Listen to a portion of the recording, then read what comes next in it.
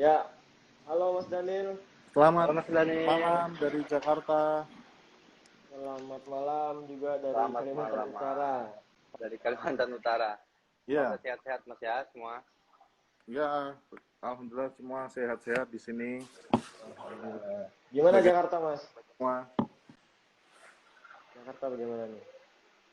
Kenapa? Jakarta bagaimana kondisinya sekarang? Jakarta cukup terkendali dan seperti biasa Jakarta apa namanya macet ya tiap hari ya. Macet ya, Iya, dan Jakarta. Oke, iya. mungkin kita bisa mulai kali Mas ya. Ayo, Kita akan kita mulai ya. ngobrol santai. Mungkin kita awali dulu. Mungkin aku buka dulu ya. Ya, izin. Ya, Iya. Pak. Assalamualaikum warahmatullahi wabarakatuh. Selamat Waalaikumsalam. malam semuanya yang nonton live Narotalks kali ini. Dan Narotalks kali ini kebetulan saya lagi bersama Mas Daniel Rugi. Salah satu kebanggaan juga kita bisa live bareng ya. Dan juga ada host kita dari Ya, Aji benar. itu ada Rohil Sudiawan. Nah, untuk kali ini nih kita bakal ngebahas tentang film dokumenter. Karena kenapa kita ngangkat film dokumenter? Bahwa film dokumenter ini mungkin banyak orang yang beranggapan film dokumenter itu kaku ya gitu. Kemasannya terlalu berat Iya. gitu. Ya. Nah, kadang juga ada juga orang yang berpikir emang dari film dokumenter bisa ngapain, ya kan? Nah itu tuh. Kita bakal bahas di sini sama Mas Daniel pastinya, sama juga Rohil. Mungkin dari Rohil ada tambahan mungkin sebelum kita berbicara lebih dalam nih. Kita nambah ilmu di sini nih. Ya, betul. Gimana, Hil? Kayak ngerasa apa genre dokumenter tuh minim ya guys di masyarakat pada umumnya tuh ketertarikan buat film dokumenter tuh sangat kurang. Ya. Apalagi kita di daerah kan juga harus banyak literasi dan informasi lah terkait buat film Dan dokumenter. kita juga punya sejarah, ya kan? Hey, Yang harus didokumentasikan. harus didokumentasiin, harus diarsipin. Ya, mungkin langsung ke langsung pertanyaan. kita ya. Kita tanya-tanya nih, gimana kabarnya Mas Daniel? Ya, kita lanjut nih. Ya, kabar baik ya. Kabar baik, sehat semua di sini. Betul. Gimana kegiatan sehari-hari Mas? Aman aja, lancar? Corona nih? Tiap hari kerja aja. Saya kebetulan ini juga masih di kantor. Saya tiap hari kerja ya? di Eagle Institute Indonesia, Metro TV tiap hari. Keren. Jadi mentor saya juga di sini. Nah, ini mentornya Rohil juga nih. Kenapa? Iya. Jadi mentor kuliah nih, asik. Jadi, Mas, mungkin aku sedikit ya, Mas Daniel. Mungkin teman-teman kalau misalkan mau tahu Mas Daniel ini siapa, kalau dijelasin juga panjang lebar nanti malah salaman, kita nggak dapat ilmunya. Nah, mending teman-teman tuh bisa lihat, cari aja Daniel Rudi di Google apa Wikipedia, itu lengkap tuh. Wikipedia tuh ada. Mas Daniel, prestasinya apa aja, ya kan? Karena kalau diceritain di sini tidak cukup nih. Mungkin sedikit aja, mungkin teman-teman yang tahu film dokumenter yang bisa dibilang sangat melegenda juga, Prisoner in Paradise. Nah itu, ini beliau yang buat, kayak gitu. Jadi untuk teman-teman yang mau tahu lebih lanjut, gimana sih kiat-kiat atau mungkin beberapa trik lah dalam penggarapan filmnya beliau,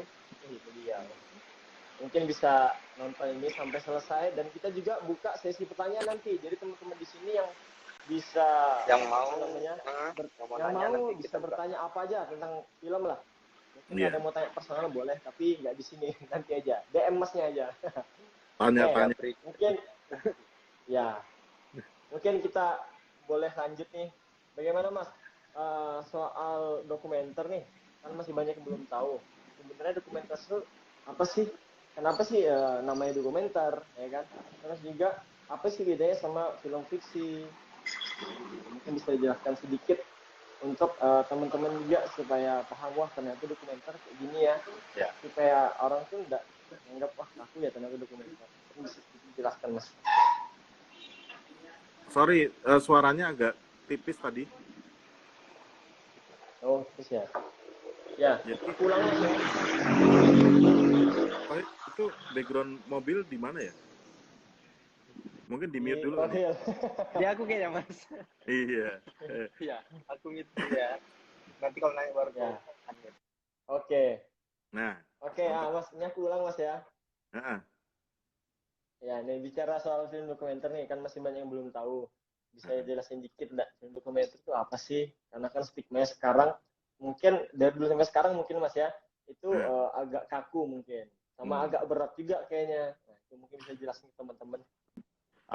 Kalau menurutku ya, Gino ya, Rohil, Ya. kalau film dokumenter dikatakan serius terus-menerus, serius terus-terusan gitu nggak juga sih. Film Iya, ya. dokumenter kaku nggak juga gitu loh. Film dokumenter tidak menghibur tidak juga begitu gitu loh. Ya. Karena banyak juga film-film di bioskop itu kan boring banyak juga kan. Betul. Banyak Iya, juga iya. film yang boring yang saya nggak suka juga gitu loh kan. Jadi Iya, iya. sebenarnya tidak bisa kita hanya selesai di stigma film dokumenter itu serius gitu enggak. Kalau teman-teman lihat film dokumenter eh, apa namanya, saya Mahaguru Tan Malaka ya, itu saya kemas dalam bentuk vlog apa vlog gitu, vlog video vlog gitu. Kisah pencarian kisah pencarian seorang mahasiswa di eh, Paris yang kemudian datang ke Belanda untuk mencari jejaknya Tan Malaka gitu, seorang bapak Republik pahlawan nasional gitu kan. Jadi Iya, tidak melulu sih film dokumenter itu sesuatu yang serius gitu kan. Kalau film Prison and Paradise ya itu sangat serius ya menurut saya karena tapi memang di dalamnya kan membahas tentang soal-soal yang serius gitu loh. Dampak bom Bali tahun 2002 terhadap pelaku dan korbannya gitu kan. Keluarga pelaku dan korbannya, anak-anak pelaku dan anak-anak korbannya gitu ya cukup serius lah ya. Kita nggak bisa iya. guyon-guyonan atau kita nggak bisa bikin sesuatu yang lebih rileks ya kalau ngomongin soal terorisme gitu kan. Iya. Gitu. Jadi film dokumenter bisa kita kemas menjadi sesuatu yang menarik sih, yang ringan, yang bisa lebih light gitu bisa. Sebagai contoh, ada film dokumenter Islam Nusantara yang saya kerjakan bersama di Eagle Awards ya, di channelnya Eagle Awards gitu. Teman-teman bisa cari tuh di Eagle Awards di YouTube, teman-teman bisa cek, teman-teman bisa lihat Islam Nusantara itu juga saya kemas menjadi sesuatu yang lebih light gitu, lebih lebih millennials gitu karena kita mengikuti perjalanan pencarian seorang tokoh kita yang millennials gitu ya, yang seorang santriwati gitu mencari makna tentang Islam Nusantara itu apa sih gitu loh. Ya kayak gitu. Jadi Iya. ya, saya nggak sepakat kalau film dokumenter melulu dikatakan sebagai sesuatu yang serius gitu. Film dokumenter sangat menyenangkan ya, sangat menyenangkan. Di dalamnya ada hiburan, di dalamnya ada eh, apa namanya ilmu pengetahuan, di Edukasi. dalamnya Ya. menarik, sangat menarik. Gitu sih. Gimana ya? Ah, mantap. Iya, kalau Jadi, ngomongin dokumenter yang serius melulu kan perspektif apa teman-teman pada umumnya kan itu sangat bosan bang, kan sebenarnya di film tuh sendiri saya terbatas Bang. Kalau Hmm. mau proses kreatif seperti apapun sebenarnya bisa kan. Ya. Nah, cuman permasalahan kita hari ini apalagi kami yang di daerah ini mungkin butuh literasi atau edukasi soal apa soal mengemas suatu Oh, ngomongin produksi juga ngemasinya kayak gitu sih iya maksudnya ya. ada beberapa orang yang paham dan ngikutin dokumenter itu dan akhirnya suka sama dokumenter gitu kan. Terus dari pertanyaan saya itu potensi kembali ke tema sih ya. Di daerah tuh potensi buat berdokumenternya seperti apa sih? Iya, kalau kita bicara soal potensi film dokumenter di daerah-daerah itu menarik banget ya. Indonesia tuh terdiri dari berbagai macam daerah, ribuan daerah gitu. Dari mulai Hmm. kelurahan sampai kecamatan, kecamatan, kabupaten, kota, kota sampai kabupaten, provinsi, provinsi sampai ke skup nasional gitu kan. Indonesia Ya. itu kalau kita bicara tentang Jakarta aja, semua orang dari seluruh Indonesia itu ada di sini dengan membawa identitas masing-masing gitu ya. Nah, identitas dari setiap daerah itu merupakan cerita-cerita yang menarik gitu. Jadi kalau saya boleh bicara tentang Kalimantan Utara misalnya, Kalimantan Utara itu memiliki potensi yang luar biasa, baik sejarahnya maupun apa namanya potensi alamnya, potensi sumber daya manusianya, cerita-cerita tentang alamnya, tentang hutannya, tentang sungainya, tentang riwayat sejarahnya ya, riwayat masing-masing desa, terus kemudian ketua-ketua adat yang pernah ada ceritanya kayak gitu.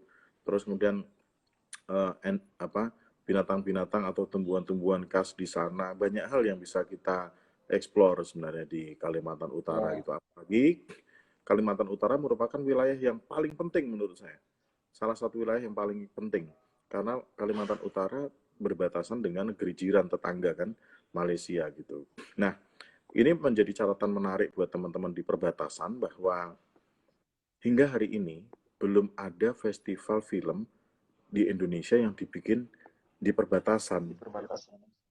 Semuanya kebanyakan Ya. hanya kebanyakan terpusat di Jawa, di Bali, dan kemudian ada beberapa teman yang sekian tahun ini pasca reformasi membuat festival film kayak misalnya di Aceh atau di Toraja atau di Papua ya. Itu sangat menarik. Di Papua seperti di Jayapura gitu, di Toraja atau di Aceh gitu. Nah, jadi uh, perspektif tentang perbatasan dan film ini sangat menarik, teman-teman. Kalau misalnya teman-teman muda di Kalimantan Utara ya bisa berkolaborasi dan bersinergi dengan kita-kita di Jakarta, kayak misalnya dari tempat kerja saya misalnya gitu ya, yang memang fokus selama sekian tahun, 16 tahun ini ke film dokumenter gitu ya, atau kita bisa berkolaborasi untuk membangun sebuah festival film perbatasan gitu, itu sangat menarik gitu. Jadi apa yang bisa kita support untuk teman-teman di perbatasan, kita akan support gitu. Kalau misalnya teman-teman mau menghadirkan mentor-mentor yang memang punya pengalaman di negeri jiran misalnya dari Sarawak, Sabah atau Kuala Lumpur atau dari Mindanao yang dekat dengan teman-teman gitu ya, itu sangat memungkinkan gitu. Dan kalau saya belajar sebuah festival film itu salah satu bagaimana cara mengembangkan potensi perfilman di kancah nasional maupun internasional. Kayak misalnya kalau teman-teman menyadari, Korea Selatan itu punya festival-festival film terkenal kayak misalnya di Busan. Busan International Film Ya. Festival itu diselenggarakan di pinggiran pesisir Busan gitu ya, yang seberangnya itu sudah Jepang punya kawasan kan. Jadi berbatasan langsung berhadapan dengan Jepang gitu. Kayak misalnya teman-teman di Kalimantan Utara di bagian Kabupaten Bulungan ya, itu langsung Ya. Ya. berhadapan dengan Sabah gitu misalnya. Atau Ya. teman-teman di Pontianak atau di Singkawang langsung berhadapan dengan Sarawak gitu. Itu menarik kalau misalnya kita mau mengembangkan perfilman tidak hanya dari sudut pandang eh, budaya ya, eh, eh, Ya. gerakan budaya, tapi lebih pada bagaimana kita bisa mengembangkan secara lebih ke bisnis misalnya mengembangkan destinasi maupun potensi-potensi pariwisata melalui film di Kalimantan Utara misalnya gitu. Terus kemudian kayak misalnya DMZ International Film Festival kami, film saya pernah ke sana juga yang judulnya Fleet Boundaries itu di DMZ Hmm. International Film Festival itu khusus untuk dokumenter dan itu berhadapan antara Korea Utara dengan Korea Selatan. Jadi festival itu dibikin di perbatasan di wilayah borderline itu gitu. Nah, kenapa sih perbatasan sangat menarik untuk dibikin seperti itu? Karena wilayah perbatasan itu salah satu wilayah terpenting yang selalu dibahas baik di wilayah regional maupun di internasional gitu. Film-film kayak Hmm. film-film teman-teman dari India misalnya ada teman atau sahabat kita Supriyo Sen itu Ya. film yang paling terkenal judulnya Wagah. Wagah itu cerita tentang bagaimana perbatasan bagaimana situasi penjagaan di perbatasan Wagah di wilayah Pakistan sama India gitu. Dan itu menarik sekali untuk dijadiin pembahasan gitu. Nah, Kalimantan Utara khususnya eh, wilayah Kabupaten Bulungan itu punya potensi menarik di bidang cerita-cerita itu. Salah satu contoh begini, kenapa ya sekarang ini kok jarang yang tertarik sama Kabupaten Bulungan gitu loh. Padahal penjajah Belanda dulu sudah lebih duluan tertarik sama wilayah Bulungan ini. Contohnya apa, Rudi? Belanda kok tertarik? Ya itu buktinya Belanda bikin kapal yang berlayar Bulungan. lintas pulau gitu, namanya kapal Bulungan, ya kan? Dan itu tercatat di museum kapal di Belanda gitu, sebagai kapal mereka gitu, kapal kebanggaan, kapal Bulungan. Nah, hal-hal semacam Ya, itu ya. kalau Belanda aja tertarik sama Bulungan, berarti kan Bulungan atau Kalimantan Utara ini kan punya potensi yang luar biasa, baik potensi alam, potensi Ya. manusia, potensi historis, Sejarah. yang historis, sejarah yang sebenarnya hari ini mari kita bisa gali bareng-bareng gitu. Kayak gitu sih, Rohil, terkait dengan film ya, Ya. bagaimana kita mengembangkan sebuah film. Siap. Bergina siapa lagi? Tadi, ya, jadi kan itu sedikit ngebahas bagaimana potensi yang ada di Kaltara nih, ya kan? Tadi udah sedikit dijelaskan bahwa memang benar kata Mas Daniel tadi bahwa ketika festival film itu diadakan perbatasan mungkin bisa lebih menarik kemasannya Mas ya. Kenapa? Karena juga bisa meningkatkan wisata Iya, itu tempat sendiri kan. Karena aku juga aja pengen perbatasan loh tadi, ke Kalimantan Utara tuh, pengen lihat gajah mini. ya itu Iya, Gajah Hinyos ya. aku kan Nah, aku kan dipanggil panggilan aliasku kan Gajah Mada kan. ya, ya. Jadi aku suka suka banget sama gajah gitu. Apalagi gajah mini di Kalimantan Utara tuh pengen pengen tahu, pengen pegang, pengen ngobrol-ngobrol sama mereka. Nanti suatu bakal Mas sih nanti. Iya. Nanti kita ngobrol-ngobrol sama Gajah Mini ya. Nah, itu Mas. Tadi kan betul kata Mas Daniel tadi, gimana kalau misalkan uh, film festival itu diadakan perbatasan, memang sangat menarik ya kan. Cuman kan Mm-mm. di sini kendalanya Mas, kita lebih, bukan kita sih, mungkin stereotipnya ya itu tadi yang aku bilang Mas, bahwa sedikitnya pemahaman tentang film dokumenter dan mungkin orang-orang juga mikir value apa sih yang bisa didapat dari film dokumenter, ya kan? Aku Mm. bisa apa dari film dokumenter, misalkan kayak gitu Mm. Mas. Nah, ini mungkin simpelnya gimana sih Mas cara mengenalkan untuk para sineas atau mungkin Mm. penonton atau mungkin orang-orang yang awam tentang film dokumenter, cara nyampaikan mereka tuh gimana Mas? Kasih tahu mereka ini loh di film dokumenter Aku atau tuh heran. mencontohkan bahwa gimana Mas? Contohnya gini, contoh bangsa Korea aja deh. Kalau Ya, ya, ya. nonton film dokumenter yang bermanfaat itu contohlah bangsa Korea gitu, atau Ya. contohlah bangsa Cina gitu, atau contohlah bangsa Amerika. Bagaimana mereka menjadikan film dokumenter sebagai sesuatu yang bermanfaat buat mereka gitu, sangat penting buat mereka gitu. Jadi Ya. Korea itu bisa membangun infrastruktur filmnya gitu kan, bukan hanya dari film fiksi, tapi juga dari film dokumenter gitu. Jadi bagaimana mereka memproduksi konten-konten dokumenter gitu kan, traveling, misalnya artis-artis Korea nih, mereka traveling ke Papua, terus atau ke Kalimantan, ada juga loh yang edisi Kalimantan tuh, mereka bikin rendezvous gitu, terus artis-artisnya dilepaskan di alam liar gitu, ya kan, terus bikin bivak dari bahan-bahan seperti orang lokal bikin gitu, terus Ya, ya, mereka ya. makan cari ikan sendiri kayak orang lokal bikin gitu, terus mereka membahas ikannya, membahas makanannya, membahas bahan pangannya, terus mereka juga memperkenalkan daerah-daerah, potensi daerah setempatnya ketika mereka ketemu sama orang lokal gitu kan, oh ternyata orang lokalnya baik gitu. Jadi bercerminlah pada bangsa Korea gitu, bercerminlah pada bangsa Cina, bercerminlah pada bangsa-bangsa atau negara-negara yang memang sudah mampu menciptakan uh, industri ekonomi kreatifnya melalui film gitu loh, juga film dokumenter gitu loh. Nah, kita belum sampai kepada situasi itu. Situasi kita ini sekarang ini kan baru sampai cebong kampret nih.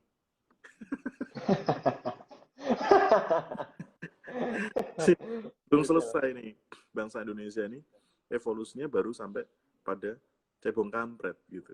Nah, karena nanti kok cebong plus kampret jadi cepret dong kan gitu. Nah, Iya, jadi iya. menurut saya sangat penting sekarang ini mengembangkan film dokumenter ya, eh, Ya. dari kacamata atau cermin negara-negara yang sudah punya eh, apa contoh bagaimana mereka mengembangkan film dokumenternya gitu. Jadi misalnya gini, bagaimana sih orang bisa kenal soju Ya, Korea? betul.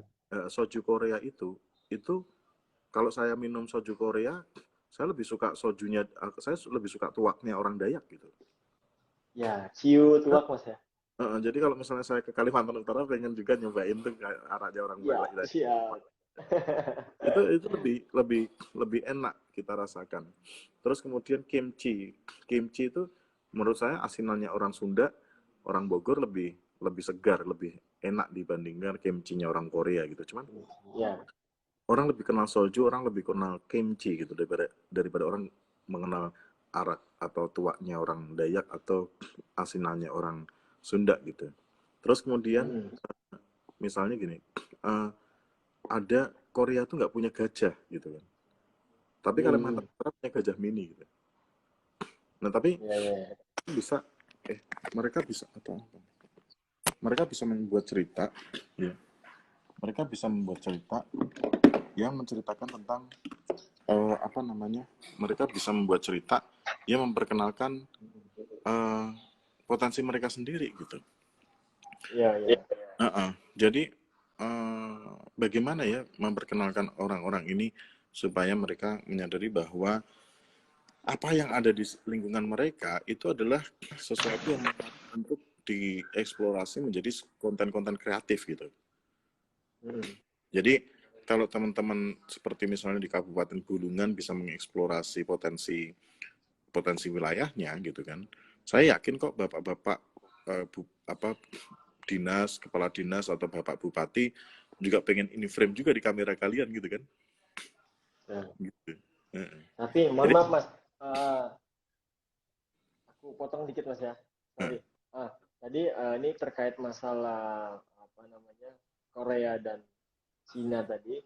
Mungkin apakah mungkin Mas ya, ini mungkin dari sudut pandang kacamata aku yang masih awam, apakah memang iya karena mereka kan terlanjur entertain nih hidupnya Mas kalau yang orang Korea, Cina.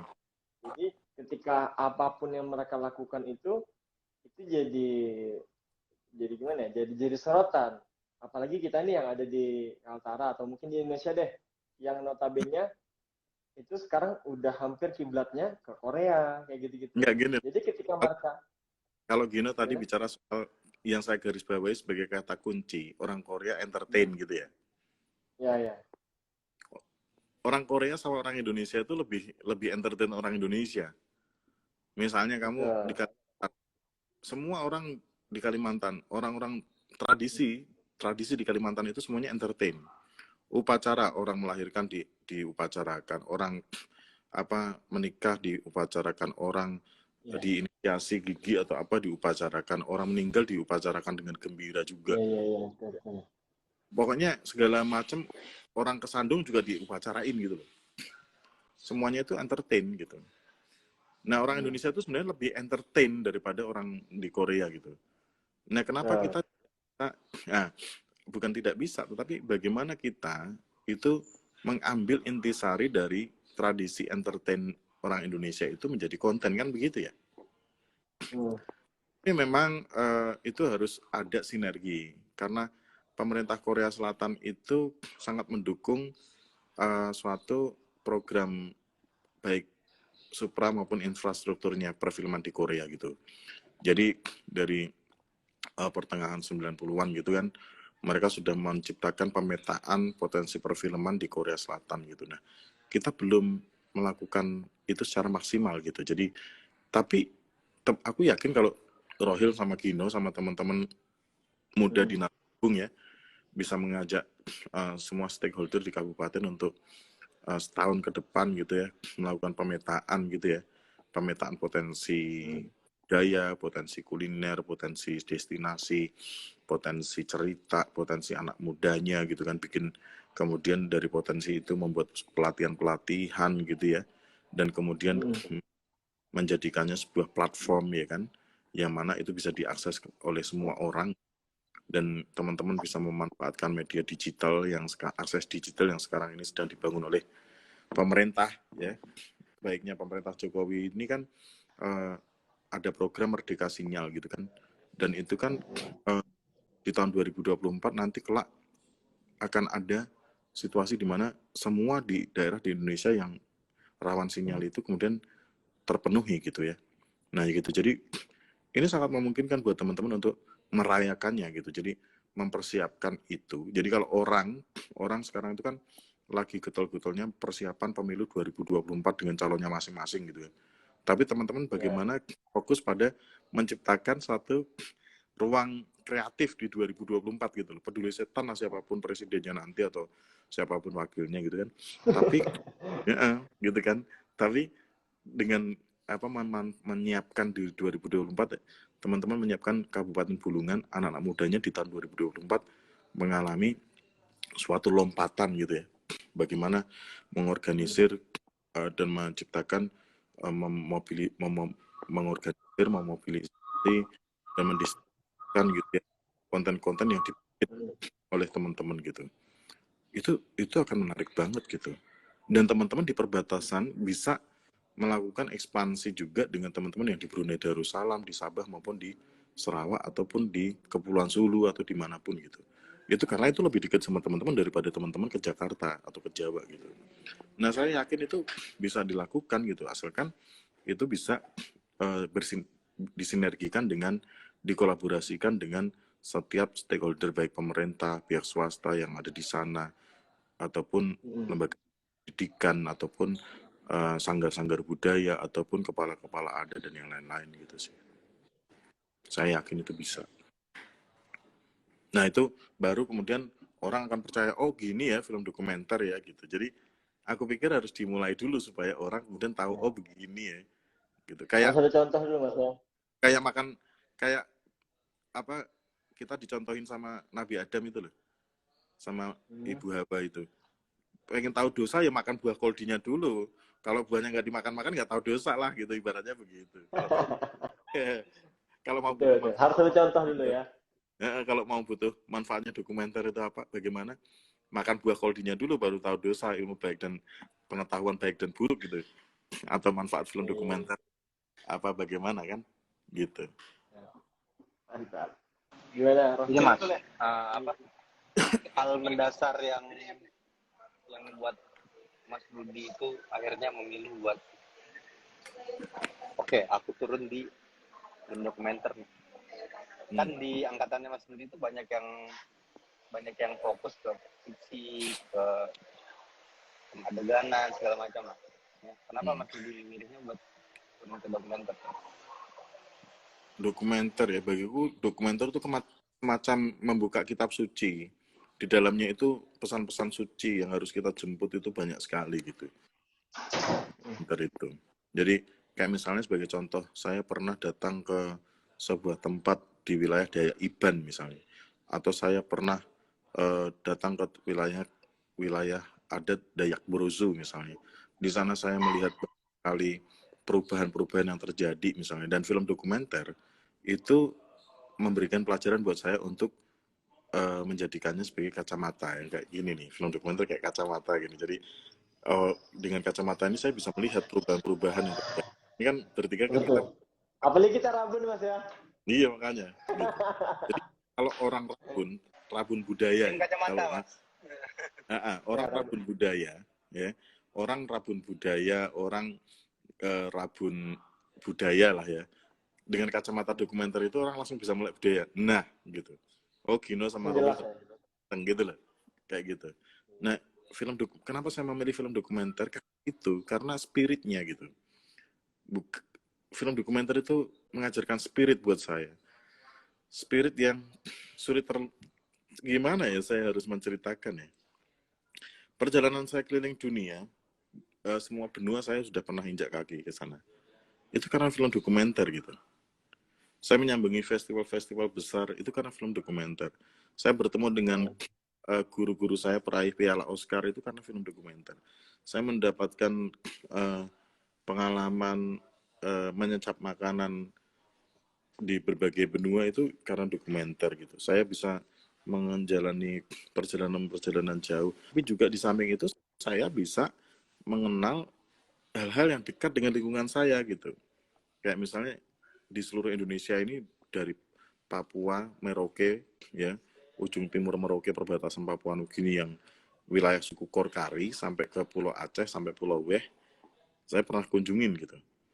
Itu karena film dokumenter sehingga itu menjadi kacamata film dokumenter itu mengajarkan saya untuk tidak menjadi rabun budaya, untuk tidak menjadi rabun sosial, untuk tidak menjadi uh, uh, fakir pengetahuan gitu. Walaupun saya merasa masih fakir juga gitu karena semakin banyak saya melakukan perjalanan, semakin saya banyak melakukan mendapatkan pengalaman-pengalaman itu makin saya jadi fakir gitu. Gitu itu Rohil. Jadi nah satu hal PR yang kemudian menjadikan saya lebih tertarik lagi dengan film dokumenter itu kayak Pulau Kalimantan di abad 18 gitu. Bukan Texas di abad 18, tapi film dokumenter itu seperti Pulau Kalimantan di abad 18 yang mana eksplorasi hutan-hutan masih murni gitu kan. Yang nyangkul cuman segelintir orang gitu. Film dokumenter seperti itu. Hingga hari ini tuh ladang film dokumenter tuh sangat luas, tetapi yang nyangkul baru segelintir orang gitu. Itu yang konsisten ya. Yang konsisten nyangkul di film dokumenter itu hanya segelintir orang. Dan saya harap dengan kecintaan saya terhadap film dokumenter ini, Rohil, saya bisa membuktikan kepada dunia bahwa film dokumenter itu laku loh. Film dokumenter itu menyenangkan loh gitu. Film dokumenter itu bisa diterima oleh publik dan menciptakan pasar di Indonesia yang luas ini gitu. Itu tantangan yang dari hasil pilihan saya itu ke arah itu sih gitu. Gitu. Jadi bukannya saya nggak bisa bikin film fiksi ya, tapi saya belajar film dari sekolah film, terus kemudian mendapatkan beasiswa, ketemu dengan mentor-mentor. Saya merasa yakin sih saya juga bisa bikin film fiksi gitu ya. Ya. Dan itu satu hal lagi Rohil, saya melihat bahwa filmmaker hebat dunia itu, ya, kamu sebutkan Quentin Tarantino, Robert Rodriguez, Steven Spielberg, George Lucas, Stanley Kubrick atau siapapun itu, basic mereka adalah film dokumenter gitu. Nah, film dokumenter itu mengajarkan tentang detail. Nah, detail. Jadi itu yang bisa menjadikan saya sangat jatuh cinta pada film dokumenter gitu. Bukannya saya tidak suka fiksi, saya suka banget dengan film-film fiksi juga gitu. Tidak ada bedanya saya menyukai film fiksi dengan film dokumenter, tapi dalam sebuah proses pembuatan film itu saya begitu mencintai film dokumenter karena itu tadi saya bisa menjemput pesan-pesan suci, tapi sekaligus saya juga dapetin tantangan bagaimana film yang saya bikin bisa mendapatkan penonton banyak gitu. Nah, Mas, tadi kan udah kita ngebahas nih langsung di Kaltara gimana sih potensinya dari kacamatanya Mas Rudi, ya kan? Cuman kita mau tanya nih, sekarang film dokumenter itu tantangannya apa sih di Indonesia, Mas?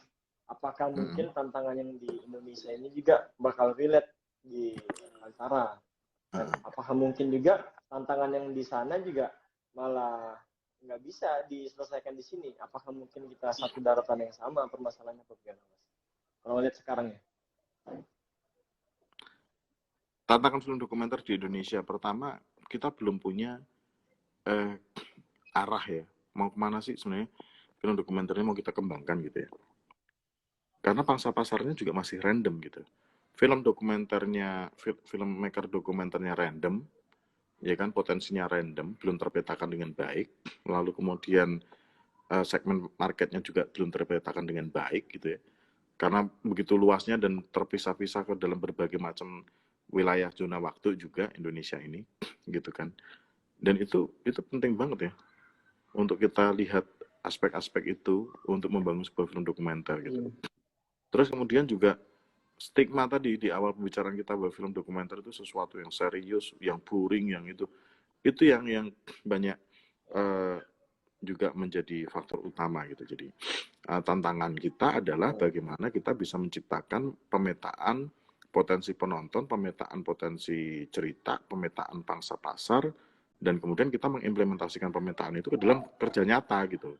Kerja nyata kita bisa, kalau kita punya database yang kuat seperti Korean Film Council misalnya, atau Korean punya database yang lengkap dan kuat tentang potensi filmmakernya, potensi ceritanya gitu. Kalau kita punya database yang kuat, kita bisa mengajak investor untuk bersama membangun potensi marketnya kan gitu ya. Karena jangan sampai juga kita menjadikan investor itu kan beli kucing dalam karung. Nanti kalau kucingnya belang atau kucingnya wajahnya tikus kan ya investornya kan juga kecewa gitu ya. Jadi kita harus membangun film dokumenter berbasis data potensi-potensi yang ada, potensi cerita, potensi market, potensi filmmakernya, potensi pembiayaan dan yang lain-lain gitu. Nah itu harus dilakukan sinergis, kolaboratif, sinergis yang harus kerjakan oleh setiap pihak yang ada di dalam potensi film dokumenter ini gitu. Iya. Itu sih.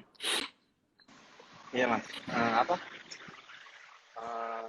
Tidak usah meluk-meluk di film dokumenter sih, di skena film komersil sendiri pun teman-teman filmmaker tuh juga ada beberapa yang bergerilya buat ngomongin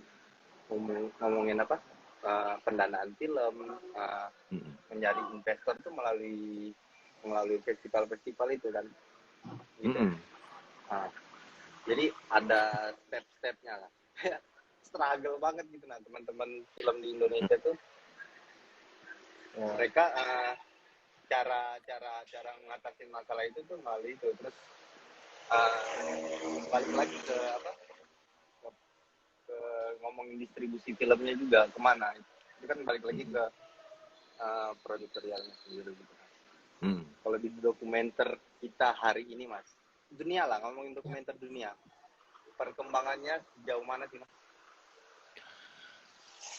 Perkembangan film dokumenter di Indonesia cukup menarik ya, karena munculnya asosiasi film dokumenter, di asosiasi dokumentaris, terus asosiasi-asosiasi yang ada, komunitas-komunitas yang membuat film dokumenter, juga pemerintah daerah di Jogja misalnya memberikan fasilitasi untuk pembiayaan film, produksi film misalnya ya, atau Kemendikbud bikin program-program, atau Kemenparekraf program-program untuk pembiayaan, itu kan salah satunya kan sasarannya kan film dokumenter gitu ya. Nah terus kemudian kita juga punya platform-platform digital yang sudah mulai berkembang gitu kayak GoPlay, terus kemudian juga ada banyak gitu. Nah juga kayak misalnya Eagle Institute Indonesia tiap tahun menyelenggarakan Eagle Awards Documentary Competition gitu kan, yang karena pandemik ini banyak orang kemudian menunda ya kan. Tapi paling tidak apa yang sudah pernah terjadi di perfilman dokumenter di Indonesia itu merupakan potensi yang sebenarnya sangat menarik untuk kemudian bisa dihimpun dan disinergikan gitu. Nah terus kemudian kayak misalnya teman-teman yang menang di berbagai macam festival ya, teman-teman muda yang hari ini banyak menang di berbagai film festival karena film dokumenternya itu menjadi harapan baru dan darah segar buat kita tuh untuk optimis bahwa film dokumenter Indonesia itu sebenarnya laku gitu. Nah tapi mungkin kita juga bisa menanyakan kepada teman-teman setelah sampai ke film festival mendapatkan penghargaan gitu kan, terus teman-teman bisa bikin film lagi gak? Kan gitu ya. Jangan sampai keliling dunia terus nggak punya duit buat bikin film kan gitu ya. Jadi itu terjadi, itu banyak terjadi. Jadi saya melihatnya bahwa selama ini potensi perfilman dokumenter di Indonesia masih random ya, masih sporadis. Jadi belum ada misalnya, ada nggak sih upaya pemerintah daerah atau pemerintah pusat gitu, negara dalam hal ini negara misalnya, orang-orang atau filmmaker dokumenter yang pernah mendapatkan festival film internasional gitu ya, baik festival-festival yang dari kelas receh sampai festival-festival yang kelas samurai gitu ya, gitu, Hmm. dipanggil terus ditanyain, kalian mau ngapain sih, gitu. Belum pernah ada kejadian, seingat saya belum pernah ada Belum gitu. pernah. Nah, semestinya hal-hal semacam itu bisa dilakukan. Kalau misalnya hari ini Jokowi bisa membangun infrastruktur di Papua yang digembar-gemborkan sukses, ya memang sukses gitu kan. Infrastruktur dibangun begitu besar, kenapa sih film dokumenter nggak dibangun, ya kan gitu kan. Jadi kan ada sesuatu pertanyaan yang menarik untuk dijawab kan, gitu. Ya. Nah, itu menjadi salah satu hal yang semestinya menjadi concern kita, karena perkembangan film dokumenter di luar itu sudah semakin luar biasa gitu.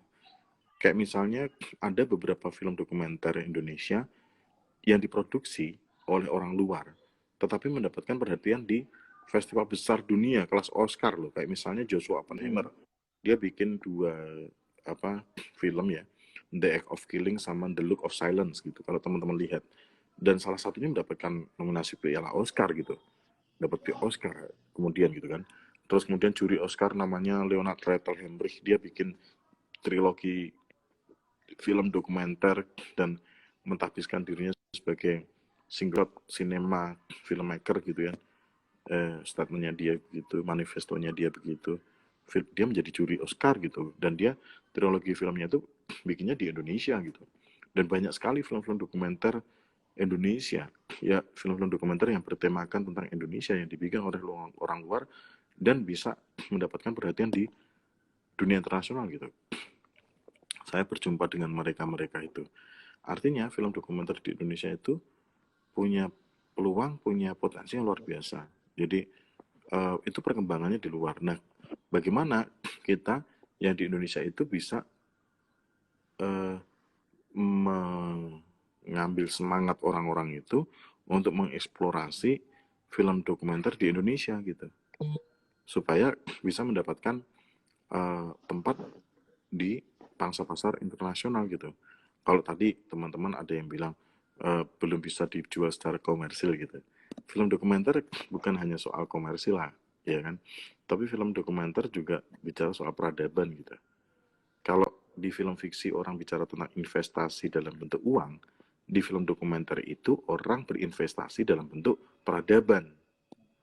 Bagi saya, investasi peradaban itu bisa juga diwujudkan di dalam menjadi investasi uang gitu.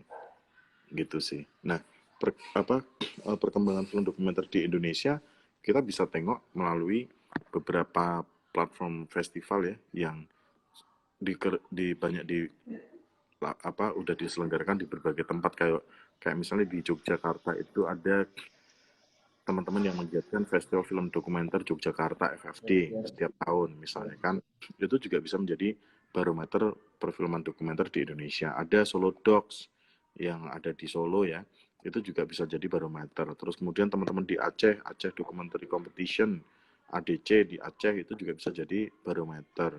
Teman-teman di Papuan Voices itu juga menyelenggarakan festival film Papua yang salah satunya juga concern untuk mengangkat film-film dokumenter bertemakan tentang Papua hari ini, kekinian gitu kan. Terus kemudian FFI misalnya, Festival Film Indonesia juga ada juga kategori film dokumenter yang ada di situ untuk kompetisi kan. Jadi sebenarnya kalau kita tengok dari festival ke festival yang diselenggarakan di Indonesia, baik di Jawa, Sulawesi, Papua, Bali, maupun di Aceh misalnya, atau FFI yang skalanya nasional, saya kira perkembangan film dokumenter cukup menarik di Indonesia untuk kita perhatikan gitu. Cuman memang bagaimana gini, saya bisa mengibaratkan begini Gino sama Rohil. Kamu suka McD gak? Kalian berdua suka McD gak? Suka. Kalian berdua suka McD? Suka ya? Terus kalian berdua suka pizza nggak? Pizza? Suka. Nah, McD atau KFC atau pizza itu kan makanan dari luar ya. Tapi kemudian akrab di indera perasa kita kan. Nah, coba kita tengok apakah makanan khas dari Bulungan apa misalnya. Khas Bulungan apa Mas ya? Kita juga sebenarnya nggak tahu nih makanan khasnya apa Mas. Iya. Karena kita kayak mohon Misalnya maaf gini, Mas, kita belum tahu misalnya identitasnya makanan apa. khas, misalnya makanan khas Bulungan, misalnya sayur paku misalnya. Hmm. Sayur paku misalnya. Oke. Orang Amerika yang asalnya McD atau KFC, mereka suka bisa ngerasain sayur paku nggak? Seperti kita ngerasain McD.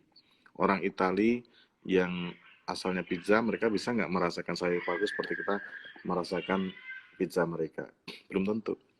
Nah, Ya. film bagi saya adalah citra rasa itu. Kalau kita sudah bisa membuat makanan kita menjadikan orang lain, ya kan, itu senang, seperti halnya mereka membuat kita akrab dengan Coca-Cola maupun popcorn maupun pizza maupun McD, maka kita bisa berhasil untuk mengembangkan konten kita seperti itu gitu. Jadi film itu citra rasa. Nah, kayak misalnya bagaimana kita melihat film Hollywood itu langsung bisa ngerti, oh ini filmnya tokohnya begini, alur ceritanya begini, settingnya di sini, akhirnya endingnya begini.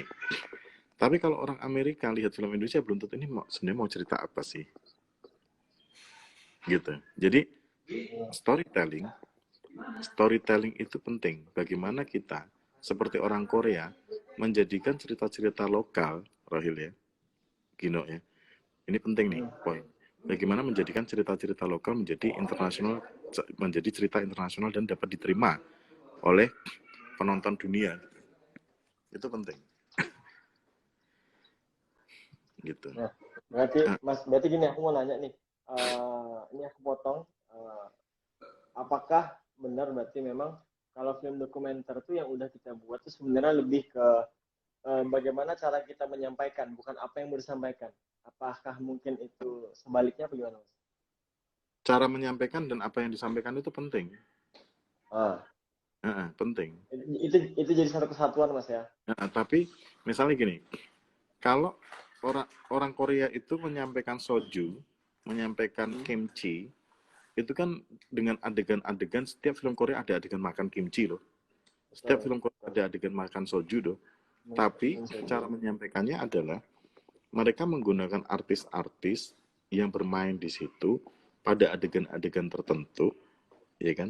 Mereka menyampaikannya pada adegan-adegan yang penting. Misalnya rekonsiliasi antara orang tua dengan anaknya di meja makan, terdapat soju, terdapat, iya kan, gitu. Itu cara menyampaikan. Jadi apa yang disampaikan itu sesuai dengan seiring sejalan dengan bagaimana menyampaikan. Gitu. Walaupun itu street food, Korean street food misalnya, tapi menyampaikannya dengan cara yang kreatif gitu. Betul. Nggak Gitu. ada iklannya kayak, wah soju ini menyegarkan nggak gitu Mas? Nah, misalnya gini, kalau Rohil sama Gino pergi ke Eropa atau pergi ke Amerika bawa rendang, terus dimakan rendang terus kasih ke orang itu kan ini apaan sih? Tapi ketika Gordon Ramsay, ya kan, datang ke Indonesia, misalnya dia berkolaborasi sama chef senior Indonesia William Wongso misalnya, bikin apa di Minangkabau, ya, di Sumatera Barat, gede-gedean masak rendang. Itu orang langsung bilang, oke, rendang adalah makanan terenak, lauk terenak di seluruh dunia. Ya. Karena yang Kayaknya ngomong ada tuh Mas. karena yang ngomong Gordon Ramsay atau William Wongso. Ya. Kalau yang ngomong Gino sama Rohil, mungkin orang nggak percaya. Iya. Ya, apa yang mau disampaikan? Yang mau disampaikan adalah rendang. Bagaimana cara menyampaikannya? Lewat mulutnya Gordon Ramsay. Gitu. Itu yang menarik. Jadi antara apa yang disampaikan dengan bagaimana menyampaikan, apa yang dituturkan dengan bagaimana cara bertutur, itu filmmaking gitu. Itu storytelling gitu. Itu film. Gitu. Storytelling. Nah, gitu. Kalau Leonardo DiCaprio, ya, kalau misalnya Rohil atau Gino datang ke tempat apa namanya, gajah mini, ngelus-ngelus gajah, terus di branding, Hmm. terus diviralkan belum tentu. Hmm. Tapi kalau Leonardo DiCaprio dari Tangkahan, dari Sumatera, apa konservasi gajah, terbang ke apa Bulungan dan kemudian ngelus-ngelus apa gajah Jadi mini, mini. seluruh dunia akan melihatnya gitu. Hmm. Nah, jadi itu adalah apa yang apa yang dituturkan dan apa bagaimana menuturkannya gitu. Jadi Dan kayak siapa juga misalnya, yang menuturkan Mas ya? gitu, kayak gitu. Jadi itu yang menarik. Jadi ini adalah situasi di mana siapa yang menyampaikan itu juga penting gitu ya. Hmm. Kayak gitu. Orang pengen nonton itu, orang pengen mendengar itu, orang pengen mengiyakan itu gitu. Kayak gitu sih. Gimana? Rahel. Nah ini ada pertanyaan, nanti kita tampung dulu di ada diskusi. Mungkin teman-teman yang bergabung mau nanya, monggo silakan nanti kita pilih Tanya pertanyaan langsung ntar dijawab komen langsung aja. sama Mas Daniel. Oke. 2 Gimana sampai 3 Rahel? pertanyaan lah ya. Lanjut. Ya, boleh boleh. Ya. Dari aku sih kayak teman-teman di Kaltara kan juga butuh ini apa butuh ancang-ancang atau step apa sih uh, yang yang untuk membuat mereka tuh ngawalin entah itu mau berfestival kah mau berproduksi kah pokoknya cara ngembangin apa film dokumenter ini atau festival film dokumenter ini tuh mana nggak sih apa sih yang kiat-kiat yang kayak teman-teman Aceh Dokumenter Film Festival lakuin terus mungkin juga bisa teman-teman di Kaltara bisa ngadaptasi terus harus harus harus ada sesuatu yang dipelajari sih untuk ngawalin itu sedangkan di skena film kita sih saya ngelihatnya kurang literasi kurang informasi mungkin sedangkan SDM-nya saya yakin bisa berkembang SDM-nya bisa berpotensi semua gitu Ya. Di ke langkah-langkah awalnya ya. iya ngawalinnya tuh gimana sih Kalau menurutku gini ya, kayak misalnya kita mengawali cerita-cerita yang paling dekat dengan kita dulu deh. Kayak misalnya Kalimantan Utara itu ada cerita menarik apa sih gitu. Kayak misalnya kita mau menceritakan tentang Gajah Mini, atau kita mau menceritakan tentang seniman tari yang Rohil pernah bikin tentang bahasa tubuh itu, ya kan? Atau misalnya akan pengen menceritakan tentang kapal bulungan gitu ya. Ini kan masing-masing berbeda. Kayak misalnya seniman tari lebih ke arah seni dan budaya. Terus kemudian kalau kapal bulungan itu kan lebih ke arah historis gitu, sejarah gitu kan. Kalau Gajah Mini itu bisa lebih ke arah environment atau isu-isu lingkungan hidup gitu ya.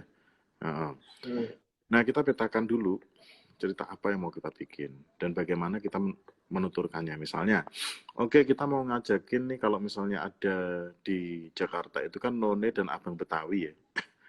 Atau kalau di Indonesia itu kan ada Miss Indonesia gitu ya. Kalau di Bulungan apa ya? Di sini apa? Nggak ada deh kayak gitu Mas.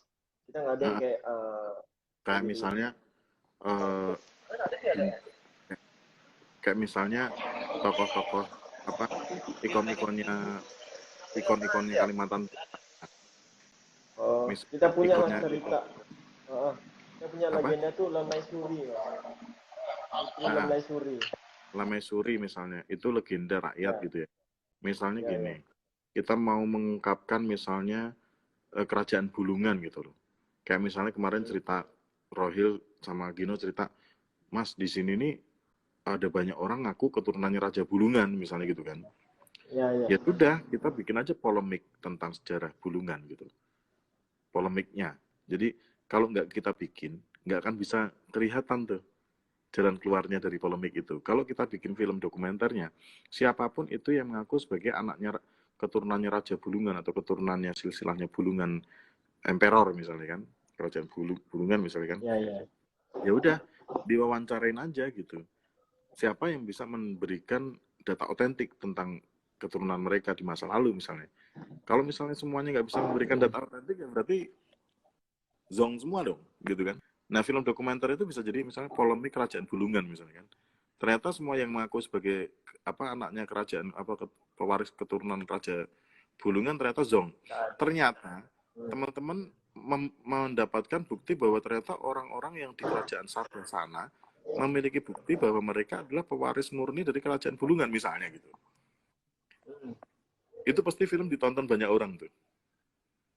Itu film pasti ditonton banyak orang. Orang sebulungan yang nonton itu karena mereka ternyata begini faktanya gitu kan. Gitu. Jadi kerajaan Bulungan dari perspektif anak-anak muda seperti kalian tuh bagaimana gitu. Jadi kalau itu tidak dibikin, nah itu kan menarik ya, kita bikin aja. Jadi misalnya teman-teman bikin kisah tentang gadis yang millennials gitu ya, yang mencari tahu tentang silsilah kerajaan Bulungan yang sering dia dengar dari orang tuanya gitu ya. Namun kemudian dia menghadapi tantangan ketika semua orang yang mengaku sebagai keturunan Raja Bulungan atau silsilah orang Raja Bulungan, kerajaan Bulungan tidak bisa memberikan bukti otentik terhadap si gadis ini, ya kan, bahwa mereka adalah pewaris tahta Bulungan misalnya gitu kan.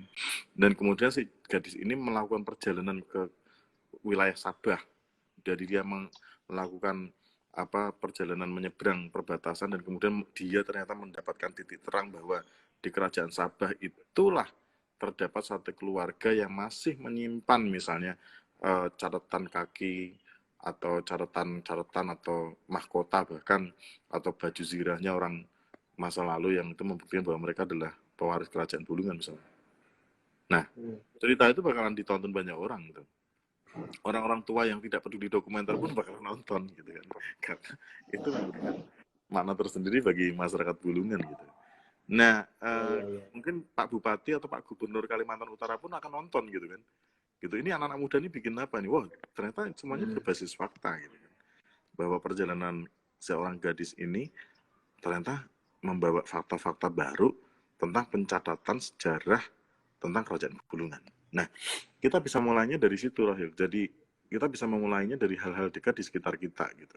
Dari mulai Gajah Mini, dari mulai kapal Bulungan, kerajaan Bulungan, terus kemudian dari cerita-cerita singkat tentang kuliner, tentang makanan, tentang cerita-cerita rakyat misalnya kayak gitu. Jadi itu bisa kita awali gitu dari hal-hal terdekat itu gitu. Jadi selain itu kita juga bisa menghimpun kalau pengen lebih menarik lagi ditambah dengan musik-musik tradisi yang bisa kita rekam di studio sehingga itu bisa menjadi namanya musik ilustrasi buat film dokumenternya gitu.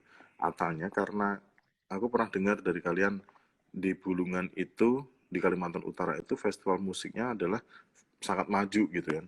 Kita sampai hari ini belum pernah tahu grup musik di sana siapa. Kita bisa bikin misalnya kelompok heavy metal, grup band heavy metal terkenal di Kalimantan Utara itu siapa gitu. Mereka dibikin profilnya, dibikin sejarahnya bagaimana mereka mengawali sebuah perjalanan musik heavy metal atau musik rock di Kalimantan Utara gitu di tengah keterbatasan fasilitas dan akses, dan di era digital ini mereka mendapatkan ruang baru, kanal baru untuk ruang eksistensi baru untuk mereka untuk bisa lebih banyak dikenal gitu.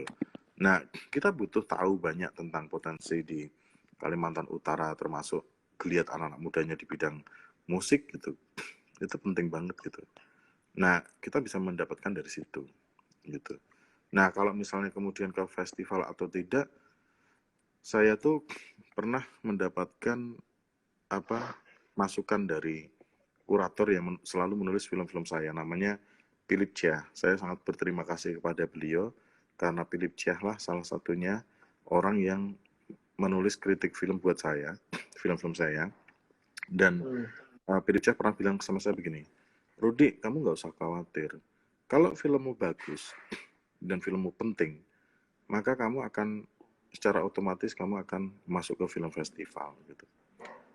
Tapi kalau filmmu jelek, tidak akan kamu mendapatkan kesempatan itu gitu. Nah, itu waktu di film di film Prison and Paradise, itu, saya ketemu dengan dia di world premiere film saya di Dubai International Film Festival, dia mengatakan gitu. Terus, oke bang, saya bisa memahami itu gitu. Nah, saya yakin film-film teman-teman misalnya, film itu kalau memang berkualitas dan penting, dia akan menemukan sejarahnya sendiri gitu. Jadi tidak bisa dipaksakan. Kamu bikin film bagus sekalipun, menurut kamu bagus, menurut orang bagus, belum tentu bisa masuk ke apa festival yang kamu inginkan gitu. Tapi dengan festival adalah salah satu sasaran antara sebenarnya yang tidak harus juga Ya, dikejar gitu kan. Festival itu sebagai salah satu sasaran antara untuk kita bisa merayakan film kita bersama film potensi-potensi film yang lain sebenarnya. Jadi festival itu bukan satu tujuan, tapi sebenarnya dia adalah satu perayaan. medium perayaan sebenarnya gitu. Dari kita setelah lelah, kita lelah capek banget bikin film tuh gak gampang gitu kan. Terus kita Ya, merayakannya ya. di festival, ketemu dengan teman-teman, nonton filmnya teman-teman, kenalan baru kita melihat bahasa baru dalam film dan lain-lain gitu. Jadi itu bukan sesuatu tujuan sebenarnya. Nah, tetapi kita juga harus tahu bahwa kalau film kita ini, nah setelah kita mendapatkan ide cerita, kita bisa ketemu dengan subjek, kita bisa mendapatkan apa permit untuk permission untuk mendapatkan izin untuk kita bisa mengambil gambar dan merekam dan membuat film itu, lalu kemudian kita menjadikannya sebuah film. Kalau film itu kemudian melibatkan investor yang memberikan investasi untuk film itu, maka tanggung jawab kita adalah bagaimana film itu juga bisa laku dan mengembalikan modal. Gitu. Nah, bagaimana mengembalikan modal berarti harus ada strategi teman-teman untuk bagaimana film ini bisa dilihat oleh orang dan kemudian modal yang dipakai untuk membuat film itu bisa kembali kan begitu. Sehingga Ya, ya. selain bisa mengembalikan modal buat para investornya juga bisa membuat film baru gitu loh gitu. Jadi sustainability-nya terjaga gitu. Nah itu jadi tahapan-tahapannya begitu.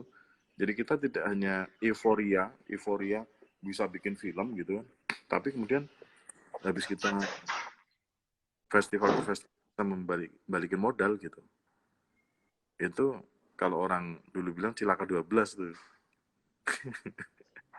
Jadi dengan film dokumenter tahapan-tahapannya demikian. Jadi kita juga bisa belajar bagaimana film dokumenter itu bisa memberikan manfaat baik pada pemodal, kepada penonton, kepada filmmakernya, kepada semesta di sekitarnya. Misalnya mereka yang memiliki persewaan alat, mereka yang memiliki persewaan post production, mereka yang memberikan jasa, menyediakan jasa untuk editing dan lain-lain itu bisa mendapatkan manfaat dari semuanya itu gitu. Jadi sebuah semesta film itu menurut saya seperti itu gitu. Gitu sih. Ini Mas, Aman. ini kita udah pakai Pertanyaan jam enggak? nih. Ini kita coba Ya. pertanyaan-pertanyaan kali ya. Tapi sebelum adanya pertanyaan ini, ada satu pertanyaan lagi nih Mas dari kita.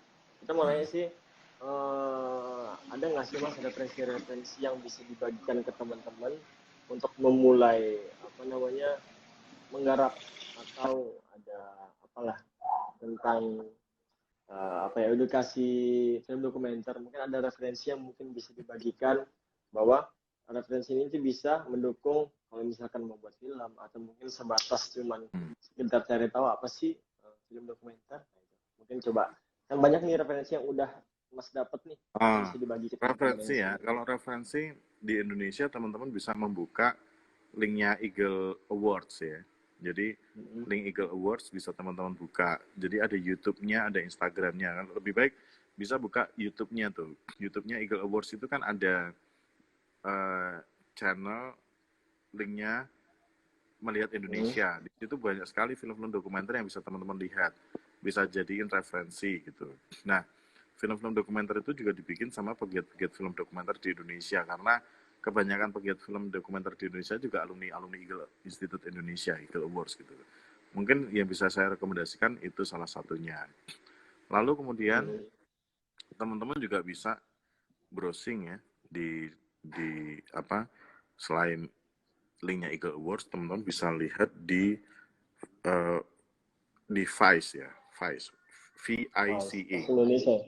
Vice Indonesia gitu. Terus kemudian itu dokumenter-dokumenter yang juga menarik dengan bahasa bertutur yang berbeda juga gitu.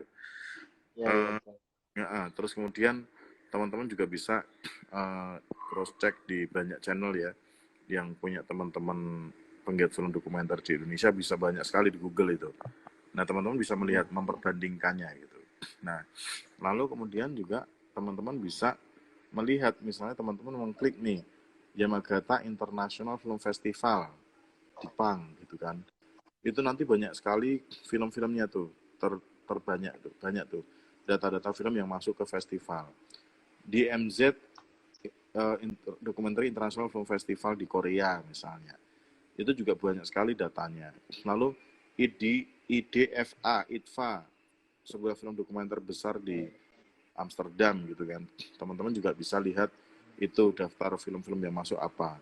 Cinema Durel di Paris misalnya, atau misalnya teman-teman juga bisa lihat apa namanya, kalau di region Amerika itu misalnya Montreal International Documentary Film Festival, atau misalnya teman-teman bisa lihat di eh, Sundance International Film Festival, atau di eh, beberapa di Hot Dogs ya, Hot Dogs International Film Festival Documentaries di Kanada misalnya, atau di Amerika. Teman-teman bisa lihat tuh daftar film-filmnya kayak apa, karena masing-masing festival itu bisa jadi berbeda film-film yang menjadi fokus mereka gitu. Terus bisa juga teman-teman lihat di cari di link-link film festival atau link-link film dokumenter Finlandia. Finland itu punya film dokumenter bagus-bagus tuh. Finland tuh. Selain Belanda ya. Itu mereka punya film dokumenter dengan bahasa cara bertutur yang menarik-menarik gitu. Cerita-cerita yang menarik gitu. Nah itu, selain itu teman-teman juga bisa misalnya yang selama ini concern di dokumenter ya, kayak channelnya National Geographic Channel, Discovery Channel, Animal Planet, terus kemudian itu kan juga bisa jadi referensi cerita gitu ya. Perbandingkan aja gitu. Kalau misalnya teman-teman bisa lihat satu di IDFA International Film Festival Documentary di Belanda misalnya, teman-teman menemukan film A tidak ada di YouTube, teman-teman bisa cek misalnya di Netflix misalnya gitu. Jadi cara belajar seperti itu yang bisa kita lakukan untuk melihat potensi-potensi bertutur film dokumenter gitu.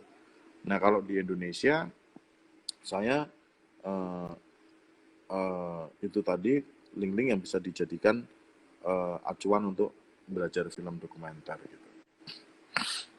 Ya, itu tadi beberapa referensi yang dibagiin sama Mas Rudy. Ada juga yang Indonesia, yang di luar Indonesia pun ada. Ya pasti juga ada. Mungkin teman-teman bisa cari yang mana referensi yang pas nih. Kalau mau yang agak relate di kita mungkin yang Indonesia. Tapi kalau mungkin yang mungkin seleranya yang di luar, monggo silahkan dicari. Itu banyak referensi yang udah dikasih Mas Rudy. Nah, mungkin kita bisa lanjut ke pertanyaan Hil ya. Ya boleh, langsung ke pertanyaan. Kita lanjut ke pertanyaan. Nah, ini ada satu penanya nih. Wah, ini kayaknya satu orang. Coba kita lihat lagi. Ada lagi nggak? Ini kayaknya malu-malu nih yang tanya-tanya nih. Nah, kalau ada yang mau tanya-tanya, ini kita coba dulu komen. ya yang satu ini. Karena kita udah Bang Firly nih. 1 jam 10 menit nih bersama Mas Rudy. Nah, Ya. kita coba Mas ya, satu pertanyaan ini dari Firly. Izin bertanya, Mas. Ya, Firly, izin bertanya Mas, tahap-tahap observasi yang baik untuk film dokumenter bagaimana sih Mas? Nah, gimana tuh Mas? Gimana? Observasi atau ngeriset Mas? Tahap observasi yang baik dan benar. Yang pertanyaan dokumenter. Tahap observasi dalam dokumenter. Jadi gini, observasional itu kan membutuhkan kedekatan dengan subjek ya. Jadi ketika teman-teman punya ide cerita, teman-teman melakukan observasi. Observasi itu bentuknya kualitatif, ya kan? Dia kualitatif dia. Jadi teman-teman datang ke subjeknya, teman-teman mendekati subjeknya, untuk mengetahui lebih dalam lagi apa yang mau diceritakan gitu. Nah, tahapan pertamanya adalah teman-teman harus menguasai siapa subjeknya, di mana dia tinggal, problematikanya apa, dengan siapa aja dia berinteraksi, gitu kan. Terus kemudian dari mana teman-teman bisa cari cara masuk ke dalam ruang mereka untuk dieksplorasi ceritanya, gitu ya. Gitu. Sebagai contoh begini, saya mau menceritakan kalau teman-teman nanti lihat film saya Tomompalivu Bure. Tomompalivu Bure itu adalah kisah orang-orang pencari garam dalam bahasa orang Ta'a Sulawesi Tengah itu yang tinggal di dalam hutan rimba Morowali Sulawesi Tengah itu. To Mumpalivu Bure, to itu orang, Mumpalivu itu mencari tapi jauh, dan Bure itu garam. Jadi kisah orang-orang mencari garam. Itu observasional. Saya menggunakan metode observasional. Observasional itu bagi saya adalah metodologi.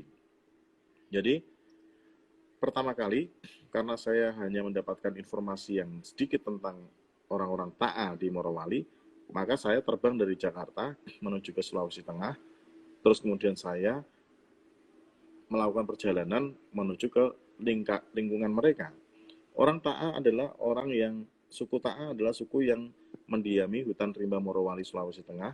Mereka adalah pewaris adat asli Morowali Sulawesi Tengah, dan mereka adalah masyarakat yang masih nomaden waktu itu, tahun 2008. Jadi saya menggunakan metode observasional. Saya mendapatkan fixer dari Kolonodale, dan kemudian fixer saya itu, ini tahapan-tahapannya ya, fixer saya kemudian membawa kami ke tempat ke dalam hutan dan melakukan perjalanan ke dalam hutan hingga kami menemukan ladang mereka pertama kali.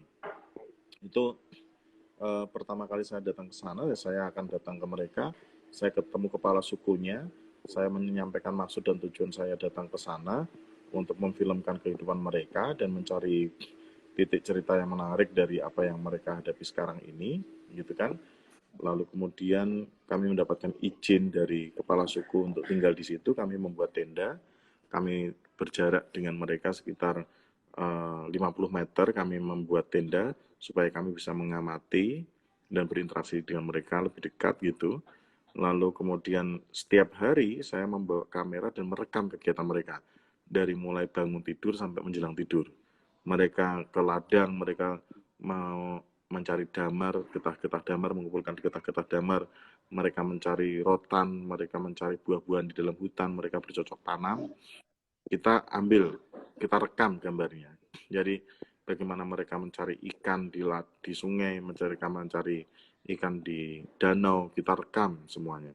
Ternyata di sana dari observasi 1 minggu, kami langsung dapat curhatan dari mereka bahwa ternyata pemilihan umum yang terjadi di Indonesia itu melibatkan mereka. Jadi mereka ini kan tinggal di dalam hutan. Terus mereka menunjukkan ke saya. Mereka tuh menunjukkan ke saya. Bapak Rudi tahu apa ini gitu. Oh, ini kartu pilih, Bapak. Oh ya, kartu pilih untuk apa? Oh, ini orang yang menjadi peserta pemilih di pemilu, masyarakat yang memilih di pemilu itu mendapatkan kartu pilih ini untuk datang ke TPS, ya kan? Untuk memilih presiden dan wakil presiden, memilih wakil rakyatnya gitu. Nah, satu orang tuh bisa dapat 2. Satu orang bisa dapat 2, punya 2 kartu pilih. Sementara mereka nggak punya KTP. Anak bayi pun dikasih lihat, punya kartu pilih pula. Nah, dari setelah 1 minggu perjalanan di situ, saya rekamlah itu kartu pilih bahwa ada praktek demokrasi yang melenceng, penyimpangan praktek demokrasi di wilayah Morowali Sulawesi Tengah. Jadi terjadi pada pemilu 2005 itu terjadi penggelembungan suara besar-besaran di wilayah Sulawesi Tengah dengan melibatkan orang-orang yang tidak tahu menahu tentang bagaimana mereka yang tidak memiliki KTP tetapi didata mendapatkan KTP, mendapatkan kartu pilih, dan suara mereka masuk ke TPS gitu. Itu saya filmkan. Lalu di situ saya mendapatkan cerita juga bahwa mereka tidak mau dijadikan cultural heritage gitu. Karena orang-orang rimba ini sebenarnya, orang-orang Wana ini sebenarnya orang-orang cerdas dan pintar ya. Mereka menolak untuk menjadi wilayah cagar budaya. Kenapa? Karena kalau mereka dijadikan cultural heritage, mereka tidak berkembang, gitu. Mereka pengen sekolah, mereka pengen sejajar dengan uh, orang-orang di luar wana gitu. Mereka pengen sekolah, mereka juga pengen memimpin daerahnya, mengelola daerahnya secara modern gitu. Nah itu jadi observasi itu sampai ke dalam itu gitu. Jadi tahapan-tahapannya seperti itu. Jadi ketika kita secara bertahap bisa mendekati potensi subjek, maka kita bisa mendapatkan atau menggali tema atau cerita-cerita menarik.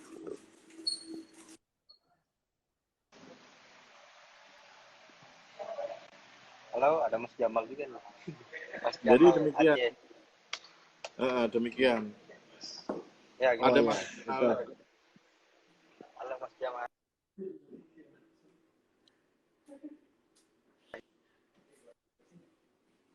Ya, berarti Oke. tadi poinnya juga pentingnya observasi Mas ya, riset. Iya. Itu sangat menentukan ya. Menentukan banget. Ya. Nah, itu tadi dari Mas. Itu tadi pertanyaan dari Mas Firly ya. Mas, ini ada pertanyaan dari kita nih. Mungkin saya dulu karena Rohil mungkin lagi jelek koneksinya. Jadi saya mau nanya nih Mas, idealnya film itu, film dokumenter ya, yang utamanya, idealnya film dokumenter itu gimana sih? Apakah dia harus riset yang dilakukan berbulan-bulan? Apakah dia harus benar-benar cerita urban legend?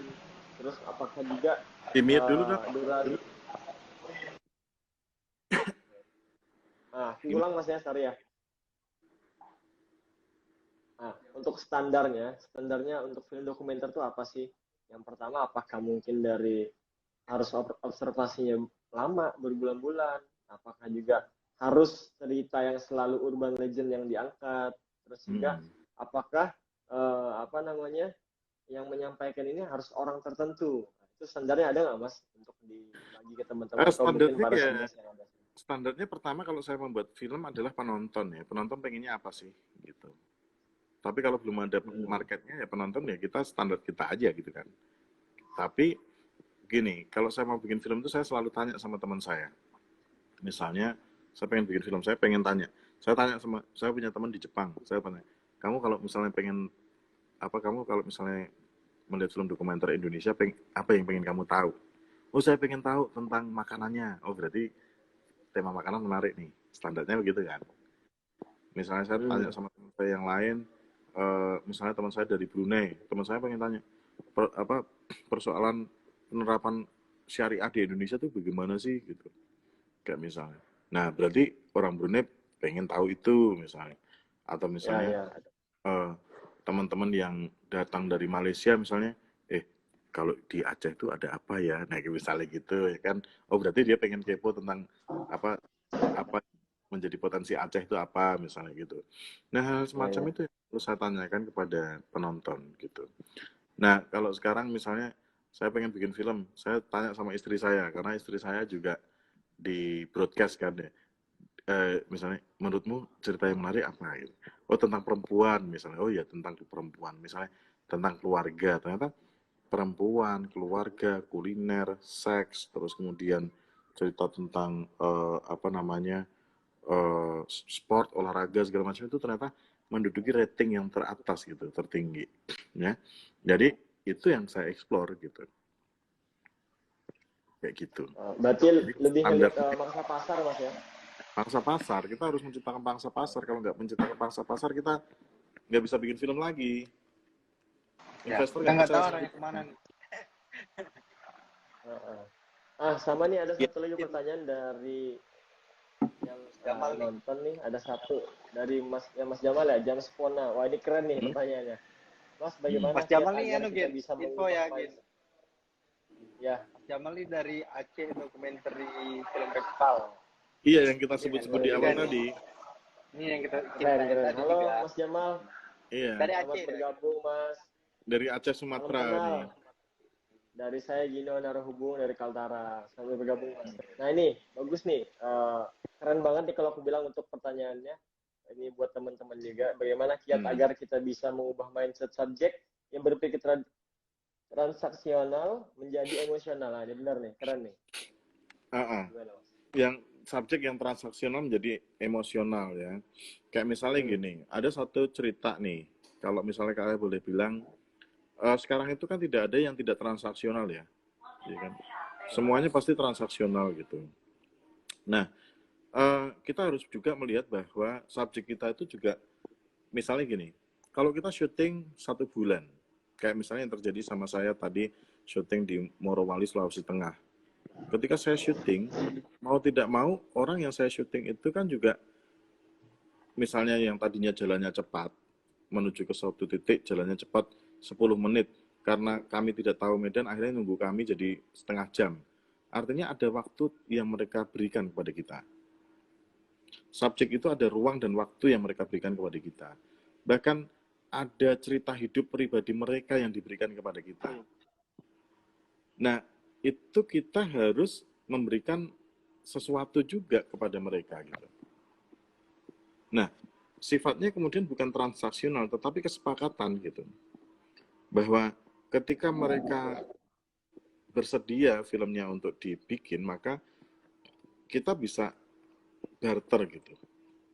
Kita bikin cerita buat mereka, mereka juga bisa menyampaikan aspirasi mereka kepada khalayak umum gitu, supaya suara mereka didengar gitu. Tetapi juga kita juga harus memberikan kepada mereka apa yang mereka butuhkan, walaupun itu harus sesuai dengan kemampuan kita. Jadi kayak misalnya mereka misalnya subjek membutuhkan bayaran misalnya, ya kita harus tanya kepada mereka seberapa. Nah, transaksionalnya di batasan di wilayah itu. Oke, mereka minta 1.500.000 misalnya, tetapi kemampuan kita 750, ya kita ngomong sama mereka, kalau enggak ya enggak usah gitu. Ya film tidak terjadi misalnya gitu. Tapi kalau misalnya mereka bersedia, maka kita harus betul-betul start untuk kita bisa memanfaatkan ruang dan waktu yang mereka berikan untuk mendapatkan cerita sebaik mungkin gitu. Nah, sayangnya filmmaker dokumenter di Indonesia itu belum mendapatkan investasi, sebagian besar itu belum mendapatkan investasi yang bisa membayar subjeknya dengan kebutuhan sesuai dengan subjeknya gitu. Sehingga transaksional itu kemudian seringkali tidak bisa menyelesaikan masalah. Nah, kalau kita sudah selesai di bidang administrasi tadi, maka secara otomatis kita bisa mengupas tuntas menjadi emosional tadi, menjadi dramatik yang kita inginkan, yang subjek inginkan, yang momen inginkan gitu. Saya kira itu sih yang bisa saya sampaikan. Jadi filmmaker dokumenter memang mesti benar-benar punya kesepakatan dengan subjek supaya tidak terjadi transaksional.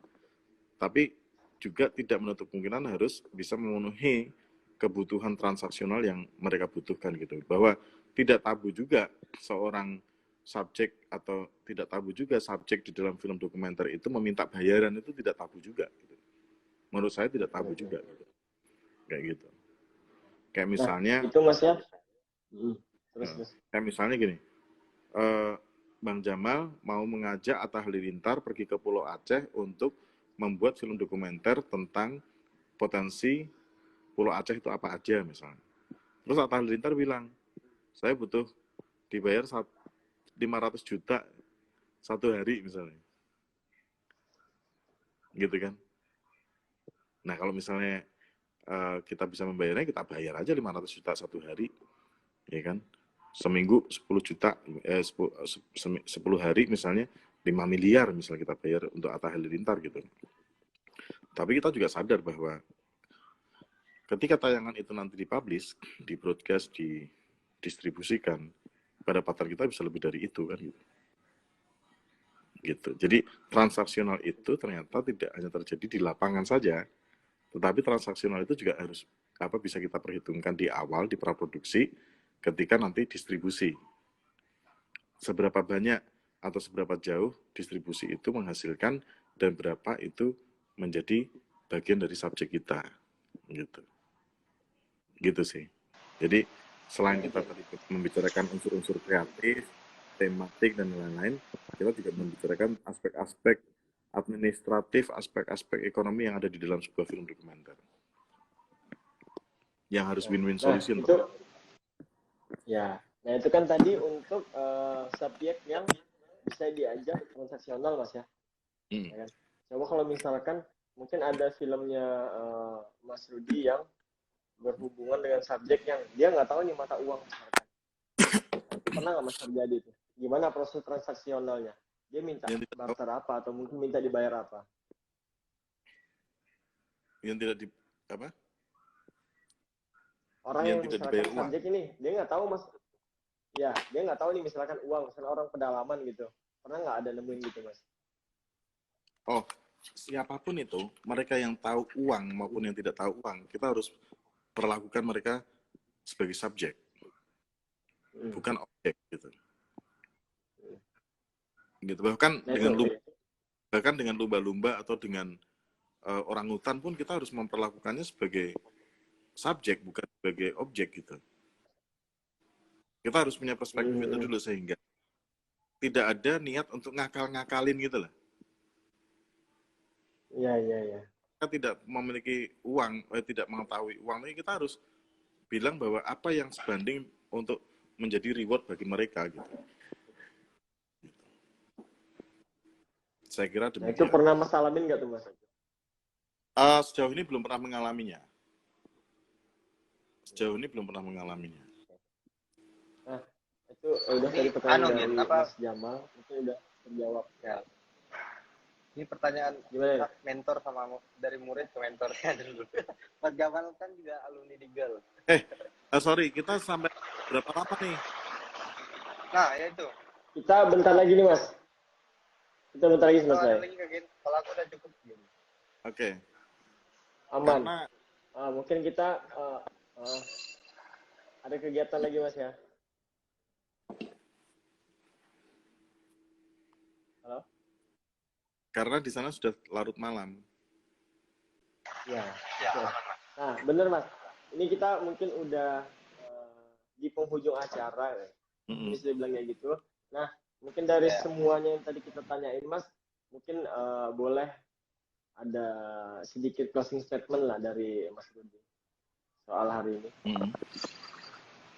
Oke, closing statement dari aku sederhana aja bahwa kita Kalimantan Utara memiliki potensi yang luar biasa dan kita bisa memungkinkan untuk berkolaborasi satu sama lain, berkolaborasi dan bekerja sama, bahwa kita bisa support apa yang dibutuhkan, kayak misal berjejaring bersama, terus kemudian pelatihan dan yang lain-lain, tetapi juga teman-teman mesti bisa menghubungkan dengan potensi-potensi yang ada di Kalimantan Utara. Setiap stakeholder harus diajak gitu.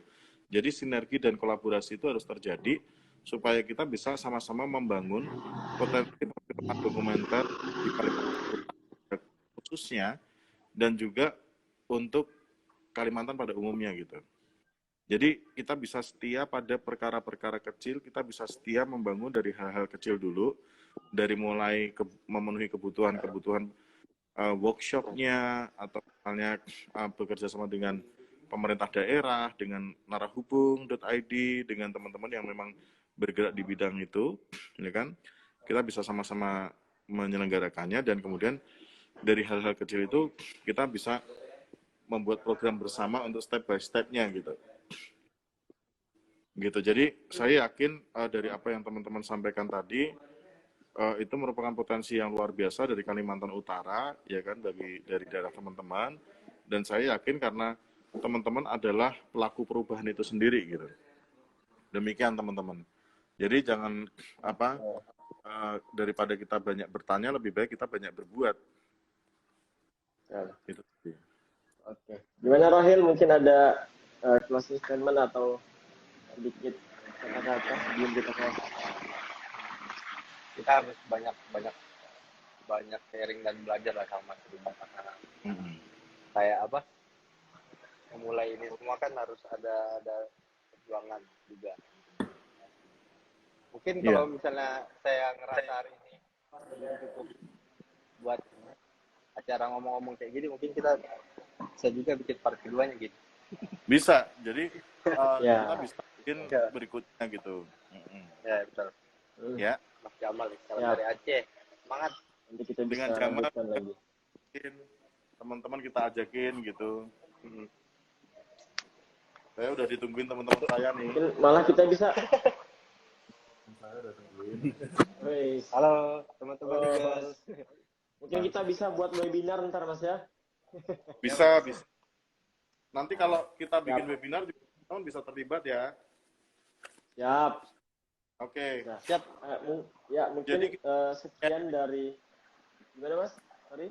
Jadi gitu-gitu ya teman-teman ya. Siap. Siap Mas. Mungkin sekian dari kita. Nalters kali ini tadi sudah disampaikan beberapa ilmu yang sangat berharga ya kalau kita bilang ya dari Mas Daniel Rudi, sosok yang panutan kita. Nah itu tadi sedikit masukan lah dari Mas Rudi, kita kan di sini belajar bareng. Mungkin sampai ketemu lagi di Nalters selanjutnya. Terima kasih untuk teman-teman semua yang ada. Mohon maaf jika ada salah-salah kata atau perbuatan juga. Terima kasih banyak buat Mas Rudi, Rohil ada di sini dari Audio View. Dan mungkin sekian dari saya, Gina dan Narhubung. Sampai jumpa lagi semuanya. Mas Rudi, Rohil. Terima kasih. Selamat malam.